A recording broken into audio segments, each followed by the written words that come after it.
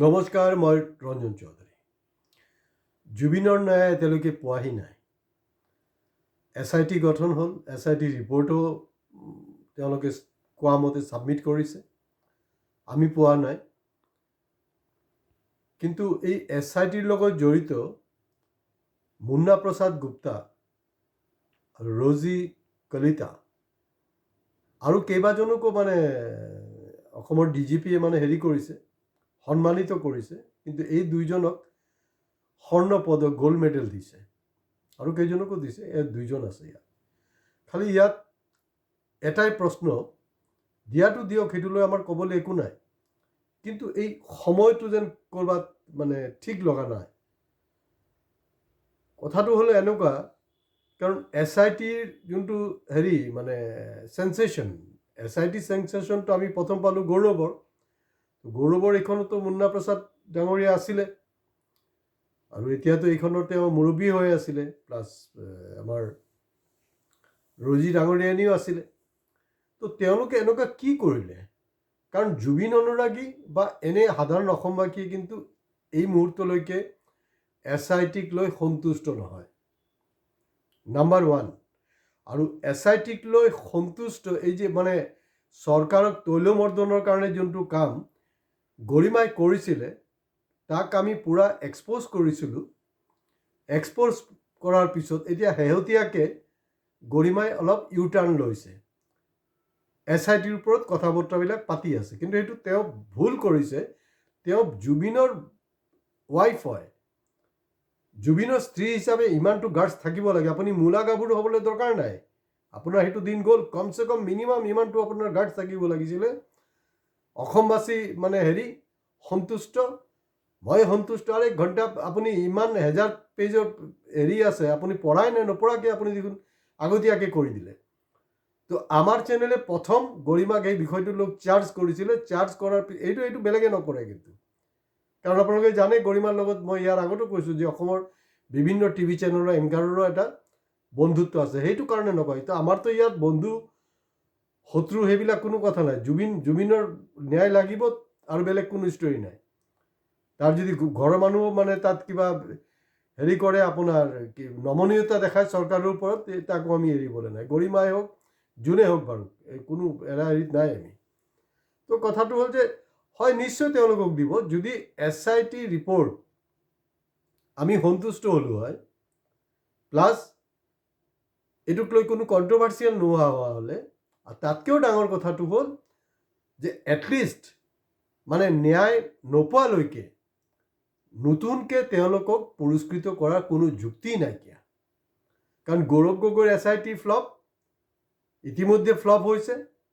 আৰু শেহতীয়াকৈ জুবিন গাৰ্গৰ যি হত্যা, অস্বাভাৱিক মৃত্যু, সেইটো মোটামুটি ফ্লপ বুলি ক'ব পাৰোঁ। কথাটো তেনেকুৱা। এতিয়া হেৰি গুৱাহাটী বাৰ এছ'চিয়েশ্যন, গুৱাহাটী বাৰ এছ'চিয়েশ্যনৰ সিদ্ধান্ত ঠিক হৈছে না বেঠিক হৈছে, মই সেইটোলৈ নাযাওঁ।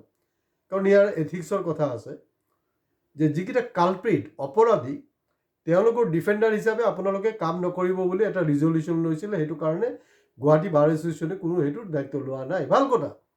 কিন্তু জুবিন ন্যায় পোৱাৰ ক্ষেত্ৰত, জুবিনৰ ন্যায় যাত্ৰাত আপোনালোকে আজি কপতি 19 ছেপ্টেম্বৰৰ পৰা আজিলৈকে এতিয়া 2026 পালেহি, আপোনালোকে কিডাল কৰিলে? সেইটো ডাঙৰ কথা। এতিয়া হয়, এতিয়া নতুনকৈ যদি খুব মোৰ ভুল নহয় 14 জানুৱাৰী চাগে আপোনালোকৰ নতুন বিল্ডিং শ্বিফটিং হ'ব, যিহেতু লৈ গুৱাহাটী বাৰ এছ'চিয়েশ্যনৰ যোনটো ভোটাভুটি হৈছে, তাৰ এই শ্বিফটিঙৰ সকলোৱে বিৰোধিতা কৰিছে। মাত্ৰ এটা ফ্ৰেকশ্যন অফ পাৰ্চেণ্টেজ এইটো ছাপৰ্ট কৰিছে। তেওঁলোক কি কৰে সেইটো দেখা যাব, বাৰ এছ'চিয়েশ্যনৰ কথাটো। কিন্তু বাৰ এছ'চিয়েশ্যন অকল একপক্ষীয় সিদ্ধান্ত ল'লে নহ'ব। বাৰ এছ'চিয়েশ্যনৰ ভূমিকাটো আমি নিশ্চয় আলোচনা কৰিব লাগিব। কাৰণ মই উকিল হওক বা নেতাই হওক, যিসকল ভইচ হয় বোলা বস্তুবিলাক নাই। কোনোবাই যদি মোৰ ওপৰত ডিফাৰ্মেশ্যন কেছ দিয়ক। আৰু যেতিয়া মই গৰিমাৰ ওপৰত কৰিছিলোঁ, তেতিয়া কোনোবাই লিখিছে যে ডিফাৰ্মেশ্যন কেছ দিব লাগে। ভালতো, দিলেহে কেঁচুখানতে সাপটো ওলাব। মইতো বিচাৰোঁ ডিফাৰ্মেশ্যন কেছ দিয়ক। যেতিয়াই কথা বতৰাত অমিল পাম, সেইটো কোনো এটা ব্যক্তি হওক, কোনো এটা চেলিব্ৰিটি হওক, ৰাজনৈতিক নেতা হওক, মই কিন্তু সোধাই নাই, চিধা কথা। এতিয়া চৰকাৰ তাৰমানে এনেকুৱা হ'ব পাৰে যে হিমন্ত বিশ্ব শৰ্মা যেনেকুৱাকৈ এটা SIT বিচাৰিছিলে ৰিপৰ্ট, তেখেতৰ ডিক্টেশ্যন মতেই আমাৰ মুন্না প্ৰসাদ গুপ্তা বা ৰজীৱ কলিতা ডাঙৰীয়ানী তেওঁলোকে হয়তো সেইমতে দিছে, সেইটো কাৰণে সন্তুষ্ট। কিন্তু অলপ ক'ৰবাত না ক'ৰবাত এটা কিন্তু পৰন্তু থাকি গৈছে, অলপ বেমেনা লাগিছে, বস্তুটো ঠিক হোৱা নাই। আপোনালোকৰ হাতত স্ক'প আছিলে, 26 আপোনাৰ 15 আগষ্ট আহিব, 15 আগষ্ট 2026 আহিব, ইলেকশ্যনো গুচি যাব, তেতিয়ালৈকে আপোনালোকৰ বহুত সুবিধা আছিলে। ৰাজ্য পৰ্যায়ত গ'লে আপোনালোকে কেন্দ্ৰীয় পৰ্যায়ত সেইটো এটা তেওঁলোকক ভালকৈ পুৰস্কৃত কৰিব পাৰিলে হয়, আমিও বাহবা দিলোঁ হয়, আমিও ক্লেপ মাৰিলোঁ হয়। কিন্তু এই মুহূৰ্তত প্ৰকৃত যে জুবিন অনুৰাগী কিন্তু এইটো ভাল নজৰত দেখা নাই। আৰু অসমৰ সজাগ আৰু সচেতন মহলতো কিন্তু এই বিষয়টো চৰ্চা হৈছে। কিন্তু পত্ৰকাৰ ৰূপী যে কিছু পিচাৰ্ছ আছে, তেওঁলোকে কিন্তু এই বিষয়টো হাইলাইট কৰা নাই, আমিহে প্ৰথম হাইলাইট কৰিছোঁ। চাব এতিয়া হয়তো অলপ তেওঁলোকে সাহস কৰিব ক'বলৈ। কিন্তু চিৰিয়াছ টপিকছ, চিৰিয়াছ বিষয়, যোনটো কাম দিয়া হৈছে সেইটো তেওঁলোকে কৃতকাৰ্য হোৱা নাই। মানে মেট্ৰিকৰ ৰেজাল্ট ওলোৱাৰ আপুনি আগতেই তাক ফাৰ্ষ্ট হৈছে বুলি ডিক্লেয়াৰ কৰি দিলে। গতিকে ইয়াত ভেজাল লাগিছে অলপ, কথাটো ঠিক হোৱা নাই। আৰু অহা দিনবোৰত চৰকাৰে যে এই যে পুৰস্কৃত কৰি থাকে নহয়, গ'ল্ড মেডেল, চিলভাৰ মেডেল কিবা কিবি দিয়ে, সেইটোক লৈ কিন্তু এটা সন্দেহ থাকি যাব। তো গতিকে আমি অসমবাসীয়ে বিচাৰিছিলোঁ যে SITটো একেবাৰে শুদ্ধ আৰু নিৰপেক্ষ হওক, কিন্তু দেখা গৈছে সেইটো এটা টাইম পাছৰ কাৰণে কৰা হৈছে।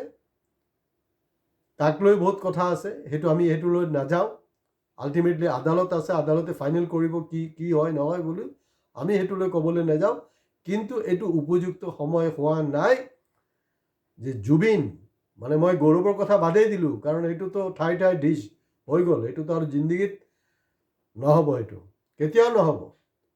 কাৰণ সেইটো যদি তেওঁলোকে দিবলৈ যায়, দিবলৈ গ'লে দিল্লীৰ পৰা একদম সুপ্ৰিম কোৰ্টৰ পৰা এক সে বাৰকাৰ এক মানে আহি যাব, উকিল আহি যাব, হিমন্ত হাৱা ওলাই দিব তেতিয়া। কিন্তু অসমৰ বিশেষকৈ অসমৰ বাৰ এছ'চিয়েশ্যন গুৱাহাটী হাইকোৰ্টত তেওঁলোকৰ তেনেকুৱা এটা ক্ষমতা আছে, কিন্তু তেওঁলোকে চৰকাৰক নাকি লগাব পৰা নাই। যি খুচি খালি এটা সিদ্ধান্তই যথেষ্ট নহয়। এতিয়া লাষ্ট কথাটো হ'ল, এইটো সময় উপযোগী হোৱা নাই, এইটো এটা সন্দেহৰ ঊৰ্ধত নহয়। গতিকে এইটো এটা সঠিক সময়ো নহয়। জুবিনৰ ন্যায় নিদিয়াকৈ এই SITৰ মুৰব্বীক বা লগৰীয়ানীক আপোনালোকে এই ধৰণে পুৰস্কৃত কৰাটো উচিত হোৱা নাই। কমেণ্ট বক্সত আপোনালোকে কমেণ্টছ কৰিব। যদি কোনোবাই চৰকাৰক ভাল পাইছে, দিছে বুলি কমেণ্টছ কৰিব।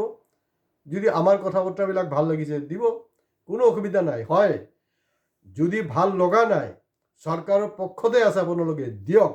মই বিচাৰোঁ যে আপোনালোকে চৰকাৰৰ পক্ষতো দিয়ক, মোৰ এগেইনষ্টতো দিয়ক, মই চাব বিচাৰোঁ, তেতিয়াহ'লে আৰু গভীৰলৈ যাব পাৰিম। আজি ইয়াতে শেষ কৰিছোঁ।